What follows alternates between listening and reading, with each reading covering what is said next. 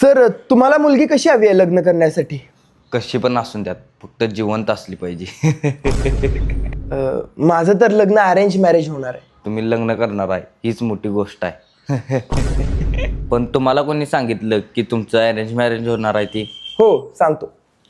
पहिला मला वाटत होतं की माझं लव्ह मॅरेज होणार, मग नंतर मी ॲस्ट्रोटॉक वरती पंडितजींना विचारलं, मग त्यांनी सांगितलं की माझं अरेंज मॅरेज होणार आहे. ॲस्ट्रोटॉक वरती हे सगळी माहिती पडते काय? तुम्हाला नाही माहिती? तुम्ही मोबाईलमध्ये ॲस्ट्रोटॉक ओपन करा. हा, ओपन केलं.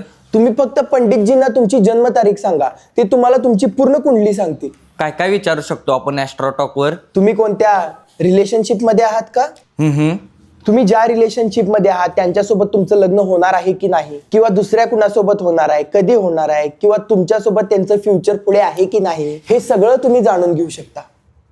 आणि असं म्हणतात की तुमचं लग्न कोणासोबत होणार आहे हे तुमच्या कुंडलीमध्ये लिहिलेलं असतं.